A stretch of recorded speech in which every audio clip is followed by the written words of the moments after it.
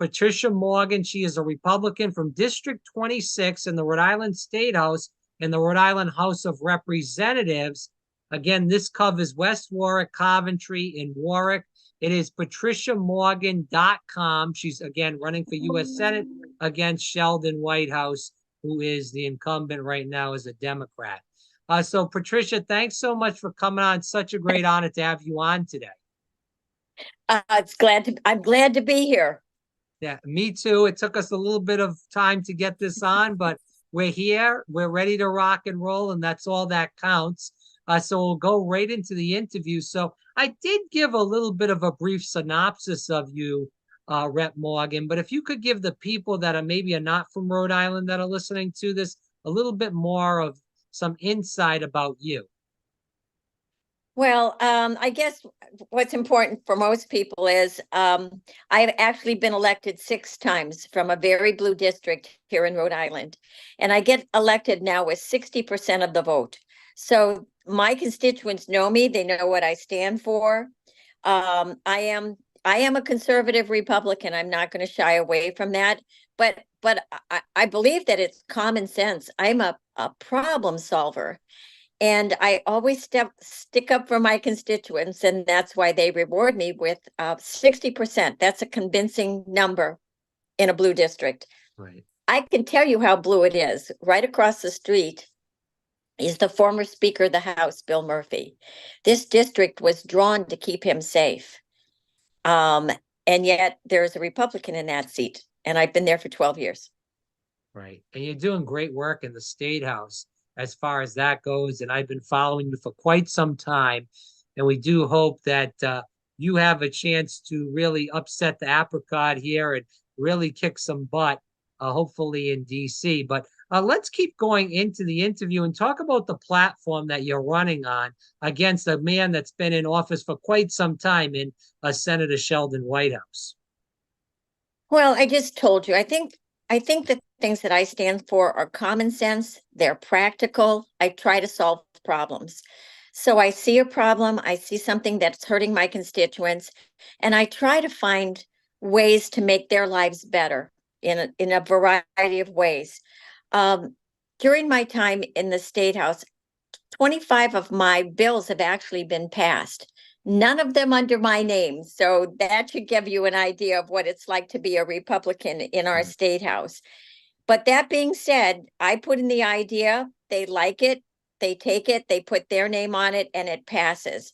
One of them was to make Social Security state income tax free. Because I looked at our seniors, the people who are retired, so many of them really depend on Social Security.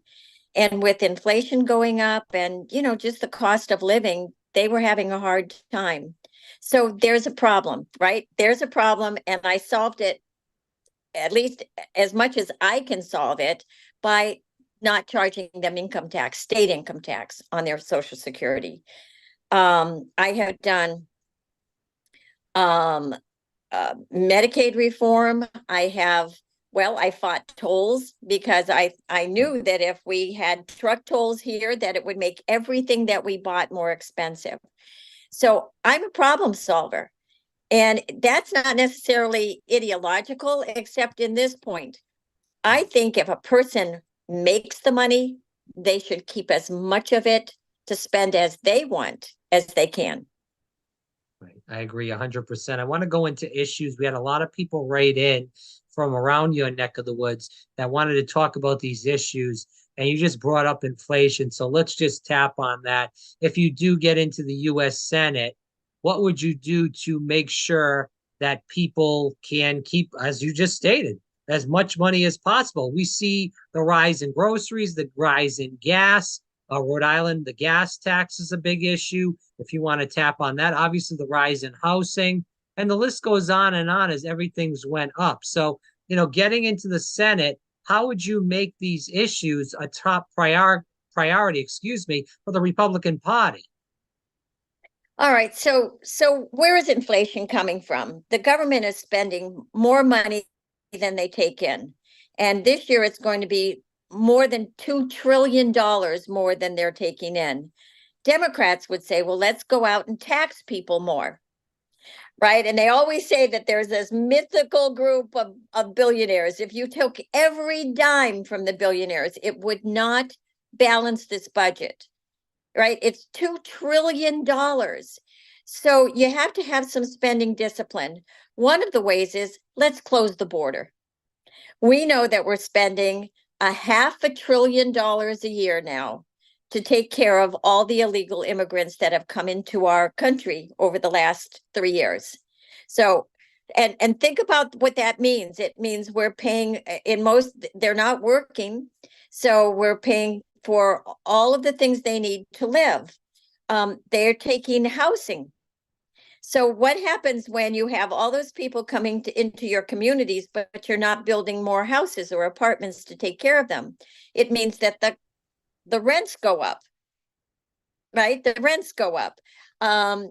Healthcare, it becomes more expensive because the government is giving it out for free.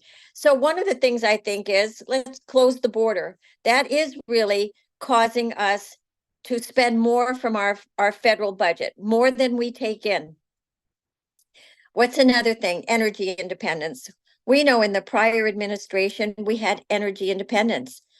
We were bringing in a tiny little bit of oil. It's kind of like we actually were sending more out than we were taking in. But let's say we were bringing in a little bit because Boston prefers to get oil from Russia than from our own producers here. Well, everything that we buy is somehow connected to the fossil, to oil and gas, whether it comes on trucks, when it's being manufactured, even when it's being grown. Fertilizer comes from oil. So when you restrict the amount of fossil fuels, whoops, you just slid down on me.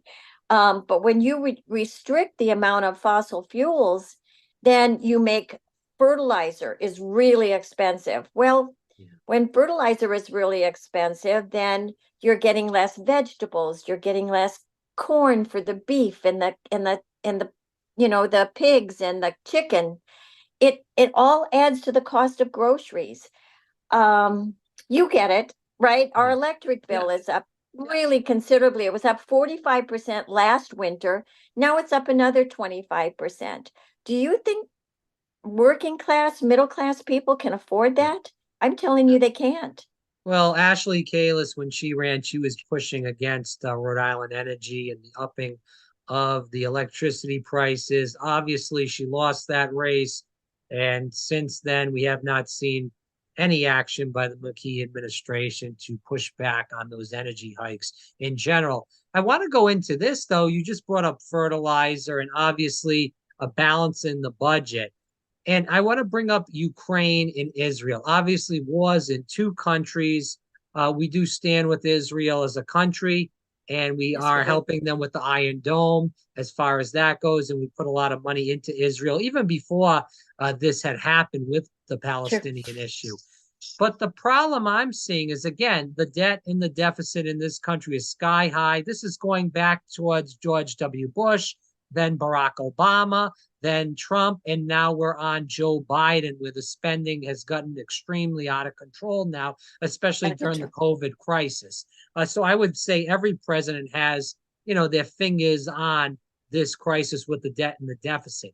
So let's just talk about that, because a lot of Republicans that I like and respect are pushing against this war in Ukraine, and that it's not doing anything for the country when we have veterans and regular working people that are sleeping on the streets, having trouble, getting, money for, through their work. As far as they're working, they're having trouble, I should say betterly.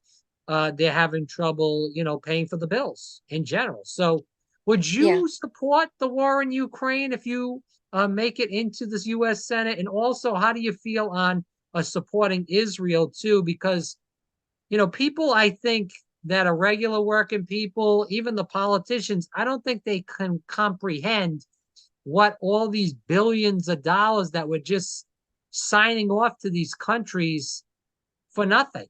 We're not getting Yeah. any return on our investment in these countries. So go ahead. All right. Let's take Ukraine first.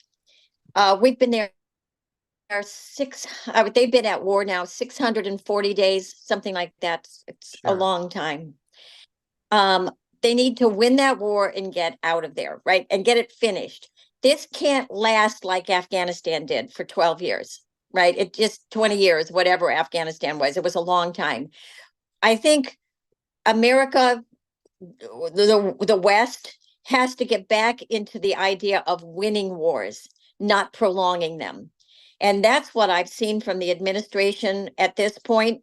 You know, where we said, okay, we'll send them this. And then we waited a couple of months. Well, we'll send them a little bit more. We'll send them this weapon. Then they waited months and months. Well, now we'll send them this. Let's get in there. If we really back them up, you understand that Ukrainian people are dying, right? And they're really good people. I was really fortunate to go over there and do an election monitoring once, and I got to meet just the average people.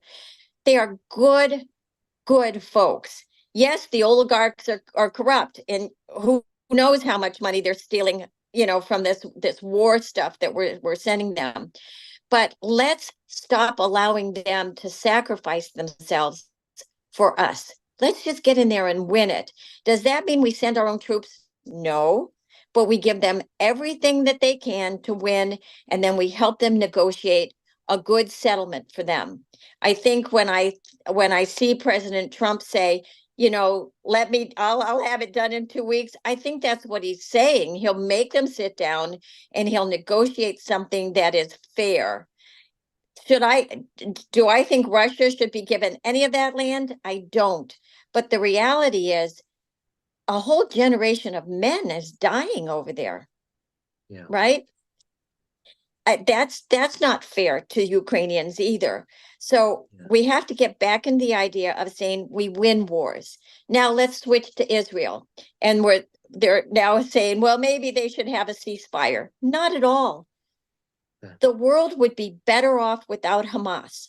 So let's give Israel the chance to rid the world of Hamas. Okay.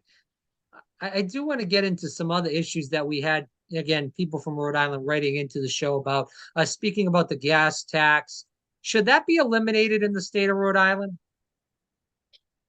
No, but people who are driving EVs should have some kind of fee placed on them because they are using the roads. The gas tax is supposedly for maintaining the roads, but so much of it goes towards mass transit, towards the bus, RIPTA. Okay. And other money is, I think government keeps dipping into the gas tax, and instead of using it on the roads, which is what we drivers are giving that money for, they're using that money for other things. And maybe we ought to look at that. Okay. What about housing in Rhode Island? Obviously, not just in Rhode Island, but around the country, rents are extremely high. It's very hard for a young person my age, even younger, to buy a house due to the interest rates are extremely high. Yeah. It's so what would you do as far as housing, just specifically speaking, obviously on the state of Rhode Island, because that's where you're running for as far as senator in Rhode Island. Yeah, there was a whole bunch of bills called affordable housing bills that were passed in this last year. I Mhm. actually didn't support them because Okay. that's really government housing. As a young person, you don't want to be in government housing. You want to be in your own housing. That's how you will develop wealth. You don't develop wealth by paying, letting government subsidize your rent. You develop wealth by paying a mortgage and improving your property. So I'm not, and we're spending a lot of money on this. I mean, it's going to be billions that we're spending on putting government housing up. No one who goes into those apartments or those houses will develop wealth from that. But we could have used that money to subsidize the interest rate for first-time home buyers. We always used to do that before, right? if you were a first-time home buyer, you had to have a 20% down payment, which meant you had to save a little bit. But once you did that and showed you were credit worthy, then you could get into a house and we gave you a much lower interest rate.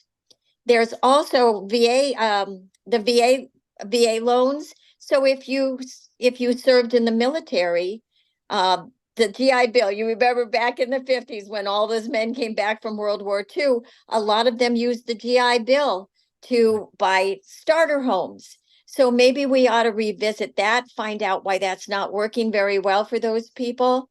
But there are ways that we can make young people like yourself actually get into a house so you can start developing wealth. And that's really important, because, you know, the older generation, we've got our houses, but the younger generation doesn't. And it's not good for our nation that you don't. Right. I agree 100%. I want to talk about the wind farms in Newport. Big issue that's coming out. One of the big environmentalists in Rhode Island that works on in the Historical Society of Newport for the mansions just came out against that. They are pushing a lawsuit against that to make sure that that wind farm doesn't happen off the coast of Newport. This could happen less than 12 miles right off the coast.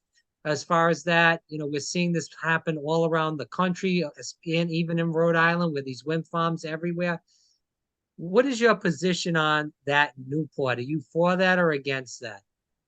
I'm against those wind farms. It's not just the mansions and, you know, the fact that, listen, that wind farm out there, the offshore wind, is going to be 1,400 square miles. It is bigger than Rhode Island. And everybody from onshore will be able to see those turbines. It's not going to be what anybody wants. But then there's also the fishermen. Currently, I've been told that Orsted, who is building those windmills, is putting large boulders around the outside of that field so that fishermen cannot go into it and fish. So there, we're killing off the fishing industry. Then there's the environmental damage.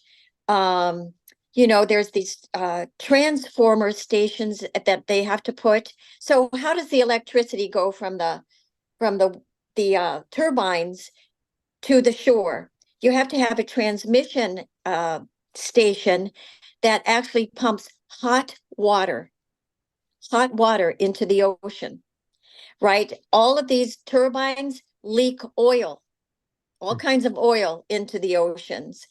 Then there's, you know, the mammals, the whales, the porpoises, the turtles, all those, they are being adversely affected. And here's the kicker. It's intermittent and unreliable energy.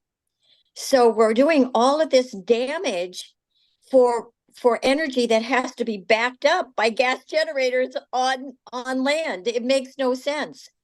I think the technology that they're looking for may have worked in the Middle Ages. It doesn't power a modern society. All right, you get it. It's the Netherlands used to use windmills. They don't anymore. You know why? It's not an effective and efficient way to do it. So there are other technologies. I think we have time to make sure we get the right technology instead of destroying, you know, our tourist industry, our fishing industry, and killing whales and porpoises and turtles. Yeah. And also then just the environmental destruction out there. It makes no sense to me. Rep. Morgan, and then there's the cost. Yeah, the cost is out of control. I agree. And the cost is out of control. Why do you think our electric bill has gone up 45% and 25%? Yeah, it's disgusting. Right. It's because of this agenda. It's not good for working class people, middle class people. We can't afford those kinds of electric bills. We just can't. I agree 100%. Rep. Morgan, I want to go into the soccer stadium issue. That's been a big topic back in 2022, and especially now. They threw out the Pawtucket Red Sox. The Pawtucket Red Sox did not want to build a new stadium. They wanted to refurbish their stadium and stay in Rhode Island. We saw what happened with Governor Raimondo and the rest of the crooks up there and what happened with that. Now they're building this soccer stadium. It's a minor league soccer team coming in. Seems like it's a giveaway to all the laborers and the builders for that. And right up the road, you have a professional team, the New England Revolution in Foxborough. Why would you come to Rhode Island, or even if you lived in Rhode Island, go to a game here, and when you can go right up the road and watch the professional team with all the big superstars up there? And I also saw that the tickets are going to be at least $50 or more to go and watch a game here. Who has this money in Rhode Island to take a family of four? It's going to cost like 400 some odd dollars for one game, not 10, not 15, one game. Yeah, it makes no sense. I think you just pointed out why we shouldn't be doing it. It makes no sense, right? Right. It's there's no financial intelligence where that goes into that soccer stadium. It's just somebody wants to build a stadium because it'll be nice. Why, look at this. Rhode Island's got a soccer stadium. But it's you're right. Families won't be able to afford it. And they're coming to the taxpayers and say, borrow tens of billions of dollars and build this for us. It's disgusting and a joke. There's so much other stuff that we need to put our money on. For instance, we talked about subsidizing housing for young people. Wouldn't you rather see those tens of millions of dollars used to subsidize the interest rates for first-time home buyers? Wouldn't that be a better use of our money? I want to talk about the illegal immigrant issue. You didn't say yes. I did shake my head. I did shake my head. I do want to talk about the illegal immigrant issue, Rep. Morgan. You tapped on that a little bit earlier on in the interview, and I agree with you 100% on this. We've seen what happened with the illegal immigrant issue in California, in New York especially. This place is a cesspools now because there's all these people on the streets, and the illegal immigrants are getting hotel rooms and services all over the place, cell phones. They can go wherever they want around the country. When they cross the border in Texas, they're being flown to whatever state they feel like it. It's really a joke. And we're seeing people that are on the streets that are homeless. We're seeing the fentanyl issue rise. People can't afford their groceries. The list goes on. And we're bringing in these illegals for what? For what? So would you commit that you would push? Obviously, in the U.S. Senate, you're not the governor, but would you push the governor to say, hey, listen, we cannot let any of these illegals in Rhode Island? We're seeing what's going on in Massachusetts, in New York, that these people are just going to be on the dole. They're not working. They're not bringing anything to the society. I'm not trying to be the evil villain here, but I want to tell the truth to the people listening. So would you commit to pushing the governor and say, hey, listen, we can't let these people into the state of Rhode Island. We have too many people in this state that need help, and we want to help the people that are citizens, not these people that just came in that are looking for all this free stuff. I understand why they want to come, don't you? We're the best country in the world. Right. Not under Joe Biden. And I understand why they want to come. And I understand that they want to have they want to be able to build their lives, but they have to come legally. Yeah, we can't save the world, though, Rep. Morgan. We cannot save the world. And we don't have the manufacturing jobs anymore to take these folks. So they have to come with skills, right? They can't come without even being able to speak English. There's only so many jobs that we have at that level. When my grandparents came, maybe when your grandparents came, they could go into manufacturing and they could speak other languages because it was working at fairly, repetitive things on a big machine, making cotton or whatever they were making in those days. We have decimated our manufacturing base. one of the things that I have been putting in for the last couple of years is to make a package of inducements to have our manufacturers bring back, those supply chains and start making things in Rhode Island again. But until So we had a little bit of a snafu for people watching this or listening to this, but we're back in action. It's very tough technical difficulties here. I think it's a lot of people don't want to hear what you have to say. I think it is. I think they're listening in, but that's par for the course. So we were talking about bringing the manufacturing base back. That is one thing that I would really pursue, because if we're going to have new immigrants, they actually have to have jobs. They have to be able to grow a life here. But until we do that, we actually have to close the border. We have to. Yeah. We can't afford a $500 billion a year to support them. Right? They're here to grow a life, not to become dependent upon the government. And I kind of already talked to you about, not only is the government spending $500 billion that it doesn't have, but then it puts pressure on our housing. So every one of you young folks who want to get into a house or an apartment, you're paying more in rent, and you can't find a house you can afford. You get it. And then the fentanyl. If you were to say, we have $500 billion, do we want to spend it on illegal immigrants, or do we want to spend it on mental health? Some of it on mental health. Yeah. So, I mean, I know you've seen the pictures of these people who are horribly addicted, and it's not a life, and they need help getting sober. And we're not doing that. We're just allowing China to supply the ingredients, and the cartels down in Mexico put them together into fentanyl. And then our children up here are dying from overdoses or living a life of abject despair. To me, I mean, they're living on the streets, Rob, right? They're not in control of their lives. They're not with their loved ones. They're not living productive lives, right? And we're allowing this, right? This administration, I call them the Biden Democrats, they are allowing that border to be open despite all the problems down there and the problems to our country. And then talk about child trafficking, sex trafficking. I don't know if you saw that movie. What was it called? Yes, The Sound of Freedom. It was a great movie. Oh my God. When I saw it, the theater was packed. And normally when a movie is over, people start chatting and stuff. People were silent. Right. It was, yeah, you get it. Yeah. I hope your listeners viewed it, because it was sobering what is happening to young children.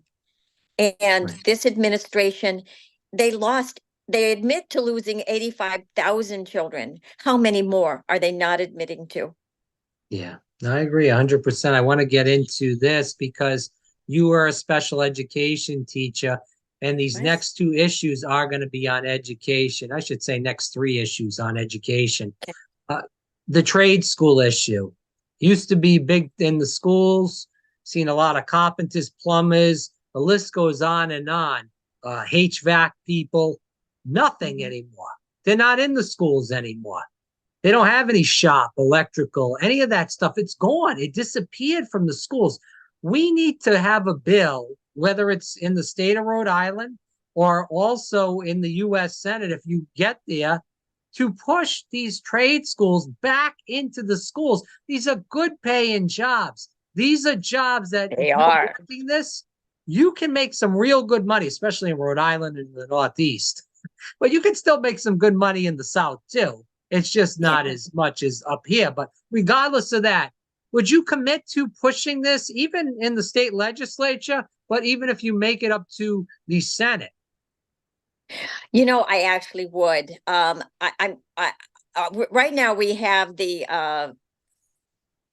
career and technical centers, but I think that model is broken. Um, you know, when I grew up, I don't know about you, every school, every high school had shop, right? Where you learned basic mechanics, you learned carpentry or whatever.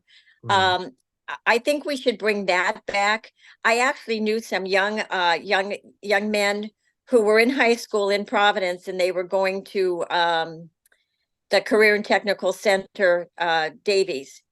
And the one kid was so excited. He thought, I'm going to be an electrician. I'm going to be an electrician. Well, it Right. turns out after doing 3 years of this, he got into his senior year and they only allowed 2 kids out of the class to become electricians. And it was like, does this even make sense? Right? And I think in a lot of cases, those career and technical centers are training kids for jobs that aren't there. Right? But if our young people can start working with their hands again, you know, being truck drivers or all those, you know, those auto mechanics and different things like that, they can have wonderful lives. Um, they can make good money in heating and air conditioning and all of those things. They don't have to go to college and get into debt. Right. Well, Right? They can go get the technical knowledge they need to get started, find somebody who will hire them, and then they learn on the job and they have really good careers. well, is there a problem in the public school system? Because I've taught in the public school system, not in Rhode Island, but in Florida, and it was at sometimes horrific. But besides the point, you know, Florida has trouble getting teachers, Rhode Island's having trouble getting teachers, full-time teachers and substitute teachers, there's an issue. And I'll go into the woke agenda in just a second, but it seems like we really need to fix our educational systems. And I personally don't know if this is a good thing to say, maybe on here. I think people will be offended by this, but Be I'm going to careful. say it to you that I think that the public schools are not cutting it. I think that we need to extend these voucher programs, get kids into the charter schools, get kids into the private schools, the Catholic schools, and push these kids into homeschooling because of the woke craziness in the schools. And these kids aren't learning anything. And honestly, if it was up to me, I'd abolish the whole public school system because I think it's a joke now and it's really disgusting. Besides a very few good public schools, specifically speaking about Rhode Island, Barrington, I always think of first. And there's a couple other good public school systems in Rhode Island, but they're very few and far between. The rest of them are a joke. Yeah. So listen, I'm fully in favor of school choice, Okay. fully in favor of it, because we can't allow kids to continue to fail or to not learn to their potential. And that's what's happening in our schools now. These Our recent teachers are making, sorry to interrupt, Rep Morgan. These teachers are making 70, 80, $90,000. Some of them are even making more than that. And because they've been in these schools for so long, for so many years, they're just, you know, they keep pushing it on to more money, and they are not producing great educations for these kids in here. And it's really disgusting. You know, we talk about tenure in these colleges. We need to cut all this stuff out. Every year, these teachers rather should be monitored and how many kids they push to get graduated and how successful they are, because it's not cutting it. And these teachers unions have a full grown throttle on what's going on in the governor's office, and they are running the state. It's truly sad that the teachers unions and the unions in general are running the state of Rhode Island, and they'll do whatever they want. And the governor and the leader of the House, the leader of the Senate, they'll do whatever these people say to do. We saw this with COVID, that as far as the vaccine, they were getting paid $3,000 extra to get a shot. I mean, this stuff is disgusting. I mean, talk about wasting money, $3,000 to get a That was shot. to buy their votes. That was to buy their I mean, votes. come But on, let man. me just talk to you a Sorry, I little went bit. off the rails there. I know the RICAS score basically said that if we take the statewide average, about 30% of kids are doing math and English language arts on grade level. That means that 70% of them are not. Yeah. And that can't be accepted. That's not acceptable. Now, I'm not going to pin this all on teachers. Yeah, there are some teachers who could do a better job. I'm going to pin it on the system and the culture. We are not making teachers and administrators accountable. Do I think teachers can do the job? I think we can. But instead of giving them the right books and the right motivations and those kinds of things, we've devised curricula now that is all about wokeness. It's Yeah. not about academics anymore. Right. Right? Listen, Who are even we in kidding? Florida. Kids need to learn academics. They need to learn how to read, write, and comprehend and do math so that when they get out of school, they are prepared with the basic skills to hold jobs. And we are not doing that anymore. We're talking about how many different pronouns and how many different genders there are instead of teaching them math. Yeah. I had a Let- friend who owned a bakery, and he hired 4 graduates from Providence to come and work in his new, he opened up like a second one. They couldn't make change. yeah. Listen, you see They that couldn't all the make time. change. You see it all the time now. It's a big deal. It's crazy. But I I don't blame the kids for that. yeah. It's not the kids' fault. It's not their parents' fault. It's the fault of the schools who are, instead of teaching them math, instead of teaching them how to read and comprehend what they read, is more worried about, talking about sex toys. Yeah. No, listen, it's a Right? problem. And hey, what gender do you feel like you're today? This will not move children's lives forward. Yeah. I'm offended by it. I am. I was a special education teacher, and I know that every child can learn. Yeah. And yet, 70% of our kids are not learning as well as they could. So we're hampering their lives, we're hampering our economy. That's not fair. And somebody's got to get control of it and start making schools accountable. That's what it takes. And I know the union gets in there and tells teachers, oh, if we grade you, if we hold you accountable, you're going to get fired. Not a chance. Most teachers are very good teachers. Some of them are excellent, right? But they still need somebody to say, you could do it better this way. Why don't we give you a little bit of, like coaching from this teacher over here who really knows how to teach fractions? She'll give you some pointers. We're not doing that. And in not doing that, we're failing our kids. But someone has to stand up against the CRT, against the trans agenda in the schools. It really needs to be stopped. We have teachers that go in and put rainbows in little kids' classrooms. And again, this isn't against people that are gay. I have friends Nope. that are gay. It's totally fine. It's about the pushing of the transgender agenda on little kids that don't know anything better.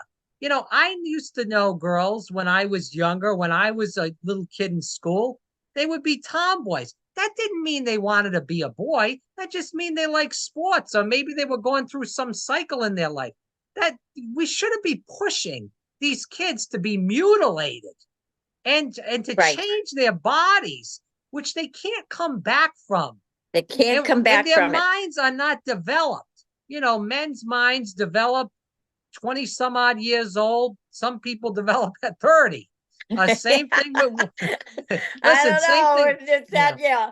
Yeah, Sometimes exactly. people never develop, but regardless of Yeah, that point, you know, their minds are not developed at 5, to make those kinds 15. of decisions. Yeah.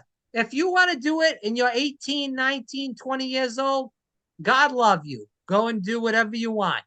But if you're doing this to your kid or you're pushing this forward as a teacher, there's teachers that are pushing these kids because the kids don't want to tell their parents. The parents are the ones that care for the kids.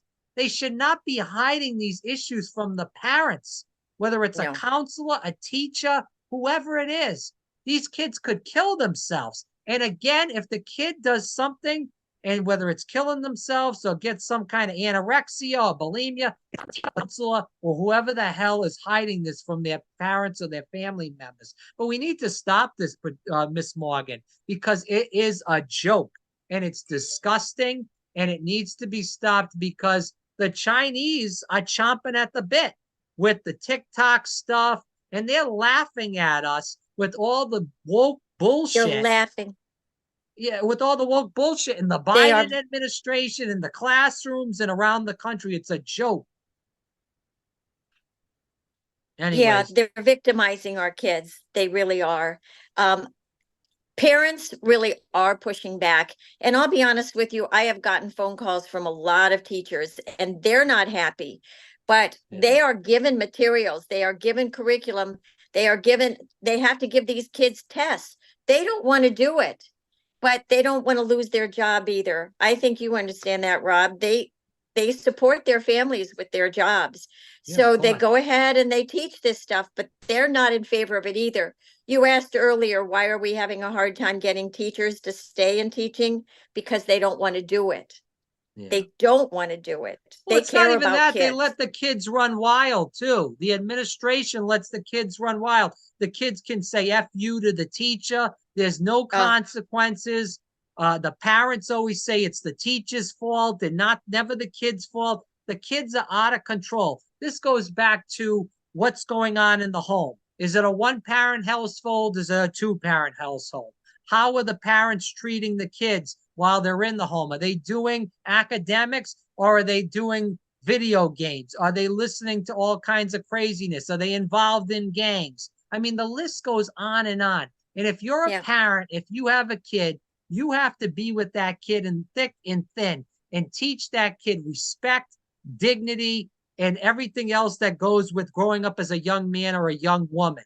You cannot let the kid just run wild and think that school is babysitter's club and drop the kid off there and say, oh, the kid is at school. Let him do whatever he wants. This is what's going on in America. Let me push back a little bit on you, Rob. Most parents aren't phoning it in, right? They really do send their kids to school with the expectation that their child is going to learn and learn well so they can have good lives. The problem is with this restorative justice stuff that's going on. I mean, I talked with a civil rights activist, I guess, and he said, oh, those high schools in Providence, there's just too much violence. Well, it's probably less than 10% of the kids are violent. Why are we allowing them to stay in the schools and ruin it for everybody else? You got an answer for me that? If you know that there's kids who are, and I knew this as a teacher, there were always a few kids who were the troublemakers in school. They were, the ones who mouthed off, the ones who were always getting into trouble and challenging and stuff. Well, they were robbing from the other kids, and that's what's happening. And with this restorative justice, they get to rule the school. They want to be violent. They get to be violent, right? And everybody else suffers. The only consequence, Rep Morgan, is that you'd have to lock those kids up and juvenile. Well, they need to be put in. I mean, there are other programs that they can be put in, right? Yeah. So where they aren't affecting all the other kids who are there to learn. Yeah. That doesn't mean we don't try to educate them, because if we don't do that, they're only going to go to prison. But they shouldn't be in with the kids who do go to school to learn. Yeah, no, I agree with you. And they should be in very structured programs. A lot of times those kids misbehave because they don't know how to read well and they don't know how to do math well. So they hide it by being disruptive. Yeah. Let's move on to the caregiving crisis. It's a big caregiving crisis in this country. 10,000 people a day are turning 65 years old in this crisis. We need to do something to take care of the elderly people and people with disabilities. What can we do to do this? Because, again, this is a problem that's already happening, and it's going to get worse and continue to happen because, again, there's 10,000 people a day turning 65 years old plus, every day. And then obviously we always will have people with disabilities. Yeah, I mean that's a little stickier, I think. Um, I have talked with people who know a great deal more than I do about that. And there's our nursing homes are already strained. The Medicaid reimbursements here in Rhode Island are so low that nursing homes, you know, that one, they have a hard time attracting the talent because very few people want to do that kind of caregiving. And then, you know, the cost of everything is going up. If you have a nursing home, you pay electric bills, you pay heating bills, you pay food bills, right? You have to take care of your employees. So we're having a real crisis in our nursing homes. I think part of the problem is to do home health care. Most people would love to stay in their homes anyway. But under Governor Raimondo, there was a period of time where they wouldn't even give referrals to home health care organizations. That's that intermediate step before we send them straight into a nursing home, which can cost 10, 12, $14,000 a year. Let them stay at home and be supported with home healthcare workers. So I think that's a way we have to do it. I think uh, we have to look at all the ways. I mean, this is a problem, right? And we have to look at the ways that we can solve it. I'm not sure that I can tell you all the ways to solve Sure. it, but I think really strengthening the home health care Right. system, um, and making it pay well, so more people will say, okay, I'll do that for a profession. Well, that's the thing too. A lot of people want to stay in their house when they become elderly, or even if they have some sort of intellectual disability. And the best people to take care of those people are usually a family member or a brother or sister or a parent, whatever it may be. And that's who we should be trying to, help the Yeah, I family think member it and has get to them be involved. all of them, right? It has to be family supported with home health care Correct. workers, right? Right. Yeah. Okay. Okay, let's go into with finishing off the interview with these questions. I'm going to kind of run through these All fairly quick right. just to be safe, because these were a lot about Rhode Island and the Republican Party. I know we went into Rhode Island issues, but this is more about the Republican Party. We saw in 2022 Johnston, which is usually a Democratic stronghold, it keeps inching towards more of a red, uh, you know, town. Cranston is more of a reddish city, even though they have a little bit of a left streak too. But it seems like Rhode Island is more a bastion of liberalism in general. Do you feel like the Republican Party of Rhode Island is kind of a lost cause? Because again, as I've seen in recent elections, specifically in 2022, there was a lot of good candidates that basically got their behinds handed to them in the general election. We don't, our party has not built the election infrastructure that we need. Right. The Democrats have been here for a long time. They've been in command. They do the gerrymandering. It's aggressive gerrymandering, by the way, and they do a lot of ballot harvesting. They're very good at it. And But but and but that but to just me to kind of push rigs back, rigs elections. I just got to push back on that because back Okay. in the 2000s, we did have Governor Kacheri for 8 years. Yep. We did also have, obviously, Lincoln Chafee. I mean, he was an independent, more of probably a liberal at the time, but obviously, John Chafee was a senator, governor too. So there were times where Republicans did have some sort of control of the state, but now it seems like it's very blue in general, and that or even a good Republican that plays their cards right, it's extremely hard for that person to win, rather. And now with Donald Trump on the scene again, whether you like him or not, it makes it tougher to win in Rhode Island with Republicans as he is because of the bashing of Trump throughout the many years he's been in politics now. Yeah. Yeah, they've really made him a demon, Right. and want people to forget really how good our economy was in that time, how cheap our gas and our heating was. And they've really made him really, they've really made him a demon. That being said, I still think it goes back to election infrastructure. It's about making it fair and honest elections. And there are organizations that are in working on that now. I mean, my God, Sabina Matos, she had dead people. She had dead people sign her nomination papers. She had people, she said people signed her paper and they're saying, I didn't sign her papers.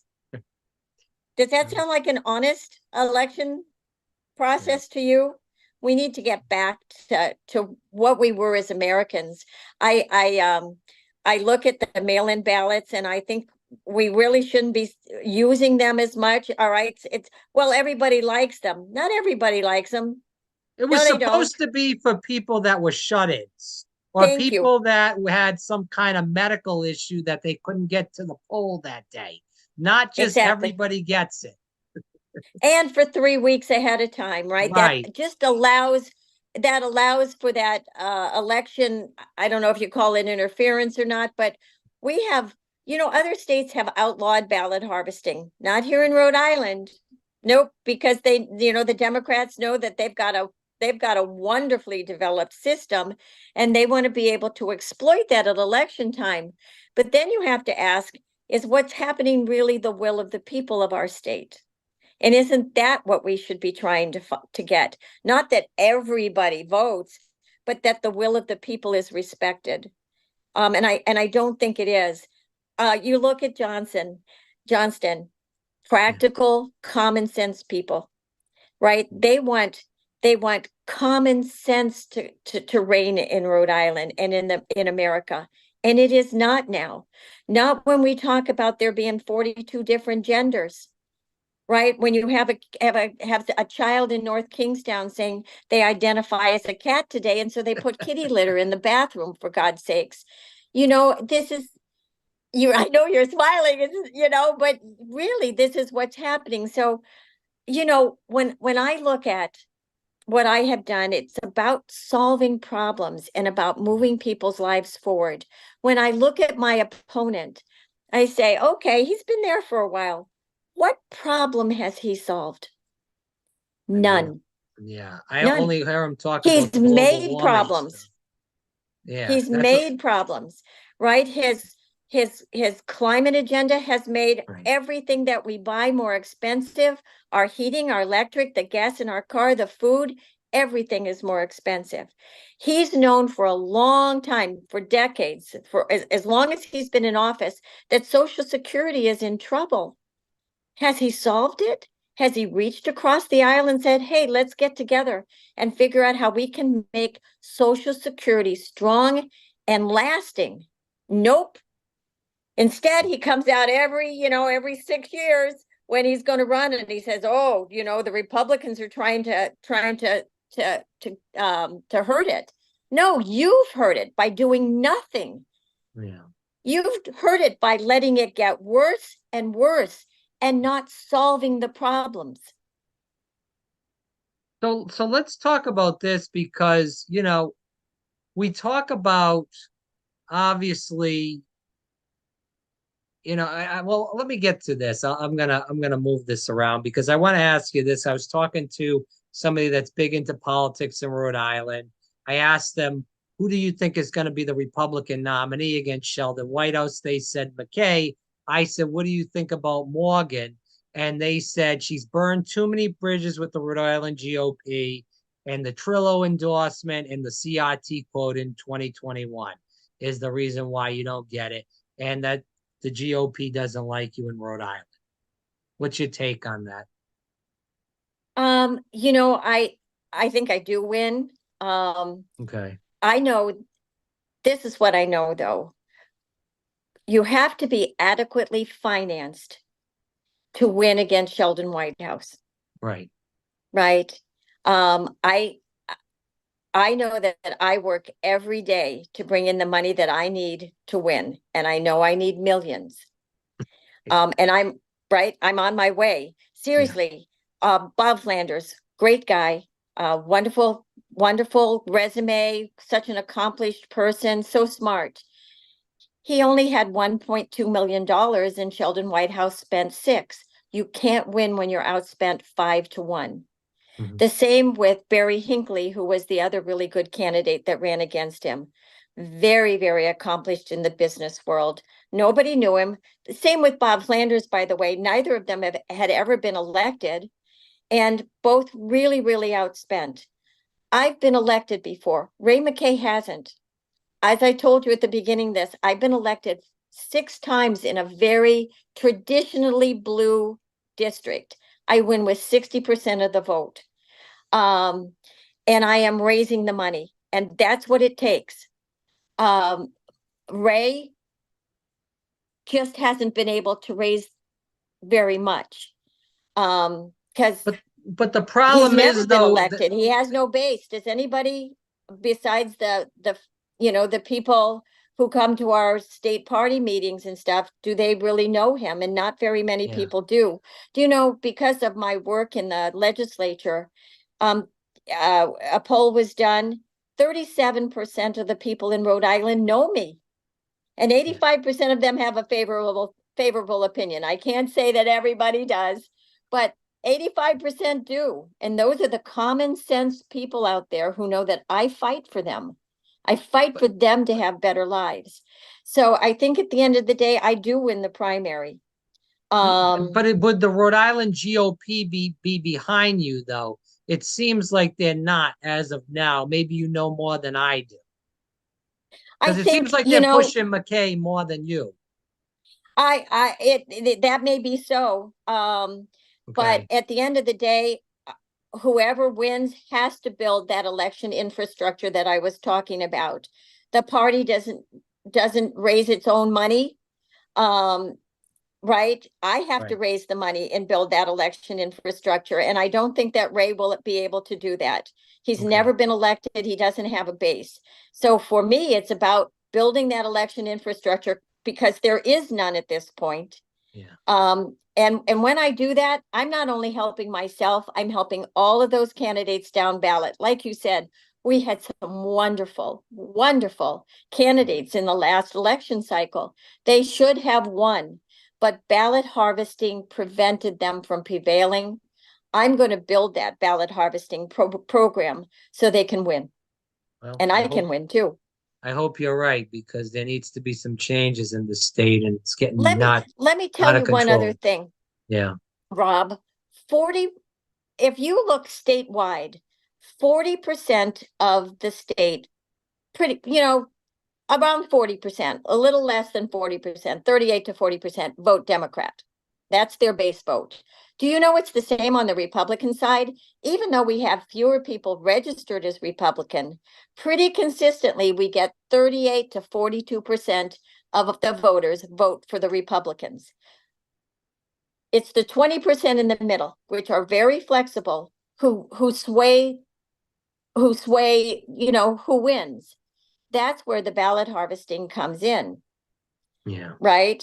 They go after that middle. They know they're going to get the 40. We should know we're going to get 40. I am going to build the program so all Republicans can win, not just me, but I know that I have to raise the money for it, and I do it every single day.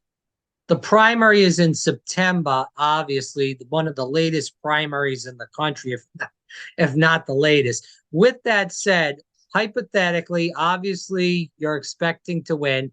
If you don't win, can you still run for your seat in the House if you don't win the primary? No, no, I No. would have to, I Wow. would have to put in papers in June to do that. I'm not going to. I'm going to recruit some really, I have a couple of people in mind who I think will be perfect for my district. Um, I So if you think I don't can win, you're serve out. the people of Rhode Island. If you are tired of the woke agenda, if you are tired of inflation, if you are Yeah. tired of spending enormous amounts on energy, then you should be looking at me Mhm. because I'm going to go in there to solve those problems. Sheldon Whitehouse is making them worse, not better. I agree with that. I will definitely agree with that. Lastly, how can people help out your campaign? Obviously, patriciamorgan.com to donate, and also tell people where they can follow you. But obviously, we know they can donate on patriciamorgan.com. Besides that, can they get in contact if they want to volunteer there? And how does all that work? Absolutely. So yes, patriciamorgan.com.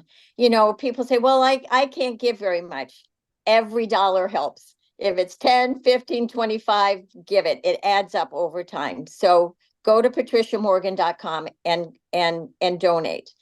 You can you can follow me on Twitter, which is Rep Morgan. Rep Morgan. On Twitter, it's Patricia 4, and 4 is spelled out RI. So you can follow me on Facebook, and I do more like op-ed pieces on Facebook. They're more policy driven. I won't be opening up a campaign headquarters until the spring, right? There's no reason to do that Yeah, right now. But right. if you go to my website, you can sign up so that we have your name. But also, be looking, because in the spring, I will be announcing, and we will start opening up a campaign headquarters, and then I'll need people. I'll need people to help. Well, listen, I wish you the best of luck. I know you've been in obviously the House kicking some butt and taking no prisoners, and we need people like that in Washington. So we do hope that you can get out there and do that. But besides the point, I do hope people go to the website, learn more about you, listen to what you have to say on the issues, and definitely if they can get involved or donate, we hope they do that too. Again, patriciamorgan.com. Again, patriciamorgan.com. Rep Morgan, I hope that this is not the last interview with you. I know it took us a little bit of time to get this up, but next time I'm sure we'll get it hooked up pretty fast. And I do appreciate you coming on, and hope to keep this conversation going in general. I look forward to it. Thanks so much for having me on. All right.